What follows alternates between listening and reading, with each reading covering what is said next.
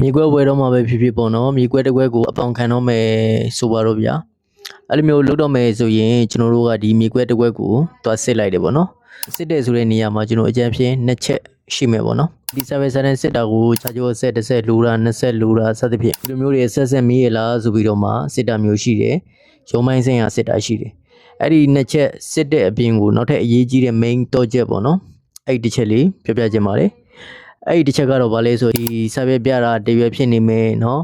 ပြီးလို့ရှိရင်မြေခွဲနေရတနေရဖြစ်နေမယ်ဒီလိုမျိုးတွေကြုံနေကြပါတယ်ဒါကများသောအားဖြင့်ကျွန်တော်တို့ဒီအပေါင်းလက်ခံတဲ့သူတွေဆိုရင်အဲ့လိုမျိုးကြုံရတတ်တယ်ပေါ့နော်ပေးထားတဲ့ကိုစာပြစစ်တော့စာပြကတော့မှန်တယ်ဒါပေမဲ့မြေခွဲနေရသွားကြည့်တော့မြေခွဲသူလက်ညှိုးထိုးပြတဲ့မြေခွဲဖြစ်နေတယ်ဒီစာပြရဒီစာပြနဲ့ဒီမြေခွဲနေရကိုင်းညီမှုမရှိဘူးပေါ့နော်ဒီတစ်ချက်လေးပေါ့အရေးကြီးတဲ့ point လေးပေါ့ဗျာဒါလေးကိုပြောချင်တာဖြစ်ပါတယ်စာပြနဲ့ပေါ့နော်မြေပြင်နဲ့တွဲမကြည့်ဘူးเนาะကွင်းမစင်းကြည့်ဘူးဆိုရင်အဲ့ဒါပါတက်နိုင်လေဆိုတော့ကျွန်တော်အနေနဲ့တချို့တွေဒီအပေါင်ခံတဲ့သူတွေပေါ့เนาะအပေါင်ခံတဲ့သူတွေကအကြောင်းမျိုးမျိုးကြောင်းပေါ့ဗျာတချို့ကဒီကိုစီကပတ်စံယူပြီးတော့မပေးနိုင်လို့ပေါ့เนาะသူမှရှိတဲ့မြေခွေလေးရှိတယ်ဒါလေးယူလိုက်ပါဆိုပြီးတော့မှစိုးထိုးပေးတာမျိုးတွေရှိရပေါ့เนาะအဲ့တော့ဒီလူကလည်းဒီမြေခွေကိုယူရမယ်ဆိုရင်သူ့အနေနဲ့ဒီ service စာတန်းနေတကယ်မှန်ဆိုပြီးတော့မှရုံမိုင်းဆိုင်ရာကြီးစစ်ဆေးတာမျိုးရှိတယ်ပေါ့เนาะအဲ့လိုမျိုးရုံမိုင်းဆိုင်ရာစစ်လိုက်တော့သူပေးတဲ့ service တွေကတော့မှန်တယ်ဒါပေမဲ့ဒီစာရွက်မှာပါတဲ့အကွယ်ဥပိုင်းနဲ့ဒီမြေပြင်နေရပေါ့နော်ကိုင်မကိုက်ဆိုတဲ့အချက်လေးလိုနေသေးတယ်ပေါ့နော်အဲ့တော့တချို့တွေကဒီကွင်းစင်းကားကိုနှမျောပြီးတော့မှပေါ့နော်ကွင်းမစင်းမနဲ့ဒီမြေကွေလေးစစ်လိုက်တာစာရွက်ဆက်လက်မှန်နေဆိုပြီးတော့မှရုံပြီးတော့မှပေါ့နော်ဒီအပေါင်းကိုလက်ခံလိုက်တယ်နော်ဝယ်တယ်ဆိုလဲဒီမြေကွက်ကိုဝယ်လိုက်တယ်ဆိုရင်နော်ပိုင်ဆိုင်မှုတွေကပေါ့နော်ကျွန်တော်တို့ကရုံမိုင်းဆိုင်ရာမှာဒီရှိနေတာတပိုင်းပေါ့နော်မြေပြင်မှာကဒီရုံမိုင်းဆိုင်ရာရဲ့အကွက်ဥပိုင်းနဲ့မြေပြင်ကဒီဘင်နာလေးမှာပေါက်တယ်ဆိုတာဟာမျိုးကိုပေါ့နော်တချို့တွေလည်းတခါတည်းစစ်ပေးတာမျိုးရှိတယ်တချို့ကြလည်းမစစ်ဘူးပေါ့နော်ဒီအကွက်ဥပိုင်းနဲ့ဒီကဘယ်သူနာမည်ပေါ့ဒီလောက်ပဲစစ်ပြီးတော့မှပြန်သွားတာမျိုးရှိတယ်ပေါ့နော်အဲ့တော့ကျွန်တော်ဆိုရင်တော့ဒီစစ်လက်စားနဲ့ပေါ့နော်တခါတည်းဒီဟာကိုရုံမိုင်းဆိုင်ရာချက်လက်စီးရင်းနဲ့ဒီမြေကွက်ကပေါ့နော်ခံမှန်းကြီးဘယ်နဲ့လဲမှာရှိတယ်ဆိုတာလေးပါထည့်ပြီးတော့ကျွန်တော်မေးတယ်ပေါ့နော်အဲ့လိုမေးလိုက်လို့ရှိရင်ကိုယ်စစ်ခိုင်းတဲ့လူကိုလည်းကိုယ်အကြံပြင်းခင်ဗျားမြေကွက်ကတော့ဘယ်နာလေးမှာ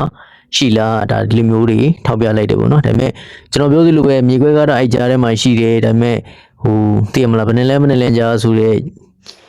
ကြားထဲမှာမြေခွက်တွေအများကြီးရှိနိုင်တယ်ပေါ့နော်အဲ့တော့ပြောချင်တာကလက်ညှိုးထိုးပြီးတော့ဒီမြေခွက်မဟုတ်ဘဲနဲ့တခြားမြေခွက်ထိုးပြီးတော့အပေါင်းခံဖို့အတွက်ပေးလိုက်တယ်ဆိုရင်လည်းပဲကိုမဒီ error တွေပေါ့နော်သူများမြေခွက်ကိုကလက်ဝဲထားသလိုပေါ့နော်အဲ့လိုမျိုးတွေဖြစ်သွားနိုင်တယ်အနေအများတော့ကိုပြပြတာပေါ့နော်ဒီလိုမျိုးတွေလည်းတချို့တွေဂျုံတဲ့သူတွေလည်းရှိမယ်ပေါ့နော်မြေခွက်ဝယ်တာပဲဖြစ်ဖြစ်မြေခွက်တွေကိုအပေါင်းခံတာပဲဖြစ်ဖြစ်ပေါ့နော်မဖြစ်မနေလှုပ်တင်တာတော့ကျွန်တော်ရုံမိုင်းဆိုင်ရလဲတခြားစစ်မယ်ပြီးလို့ရှိရင်ဒီ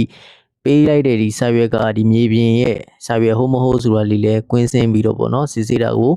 ပို့ပြီးတော့ကျွန်တော်ကတော့သဘောကျတယ်ပေါ့နော်ပို့ပြီးတော့အားပေးပါတယ်เนาะအဲ့တော့မိတ်ဆွေတို့လည်းဒီဗီဒီယိုကြည့်ပြီးတော့ပေါ့နော်ဒီကိုဝယ်မဲ့အင်ရှင်မြေတွေကတန်ဖိုးတွေကြီးမားတယ်เนาะ